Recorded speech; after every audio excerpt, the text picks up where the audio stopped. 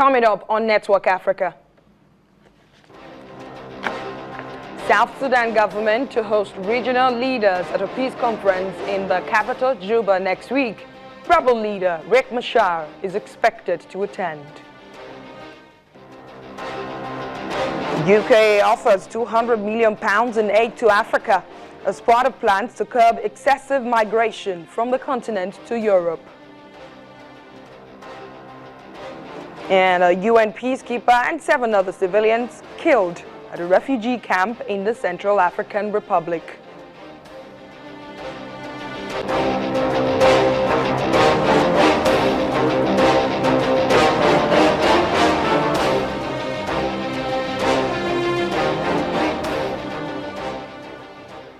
Hello and welcome to Network Africa. I am Adeshewa Josh. Come November the 19th, South Sudan's rebel leader Riek Machar will be in the capital Juba for a regional peace conference. He hasn't been to the capital since conflict erupted 2 years ago.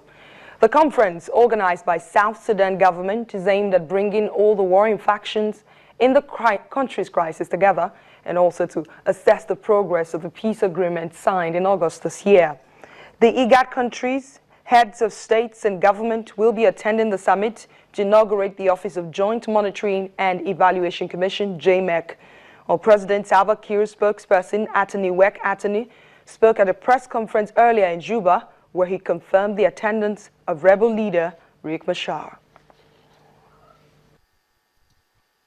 Well, I think the coming of the opposition delegation should be preceded by the summit that will be taking place in Juba on the 19th, whereby the head of states of IGAD and the head of government will be converging on Juba in order to, in order to expedite the process of implementation of peace agreement, and the Prime Minister of Ethiopia will be accompanied by the opposition leader, Dr. Riek Machar, who is the head of the rebel movement that has signed peace agreement on the 17th and the 26th of August with President Salva Kiir. Is going to also come to Juba to participate in that summit by the presidents of the IGAD. Now let's bring in Philip Alu. He's a South Sudanese journalist. He joins me from Juba. He's been monitoring the South Sudan peace process since the beginning. Thank you so much for making our time to speak to us on Network Africa. First, let me ask you, rebel leader Riek Machar hasn't been to the capital Juba in more than 2 years, but this peace conference brings him. Now, tell me about how the people of South Sudan will respond to this.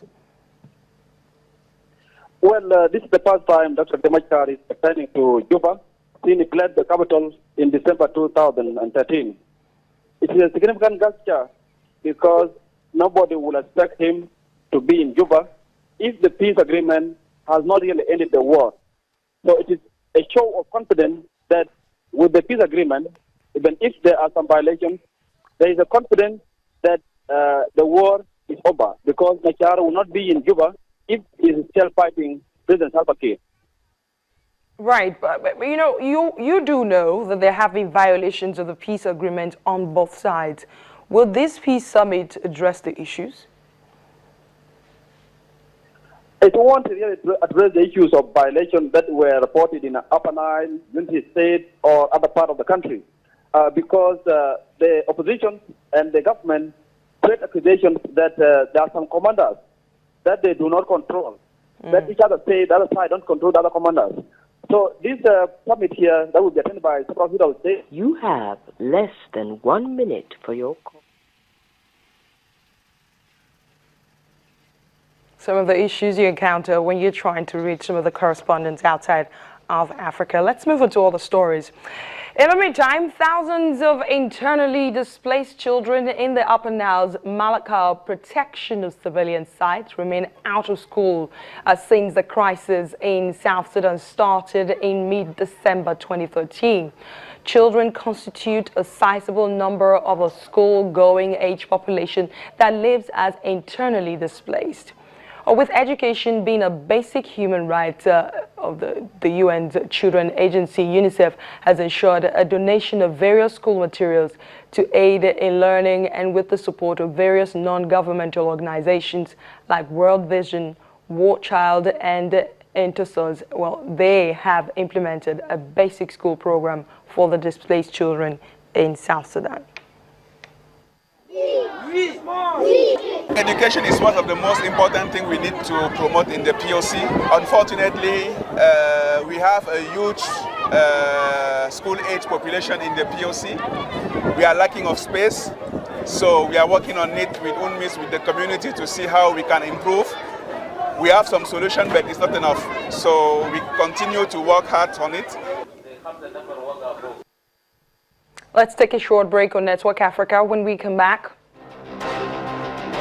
United Nations discusses possible deployment of international peacekeepers to Burundi in a bid to prevent the country from plunging into chaos.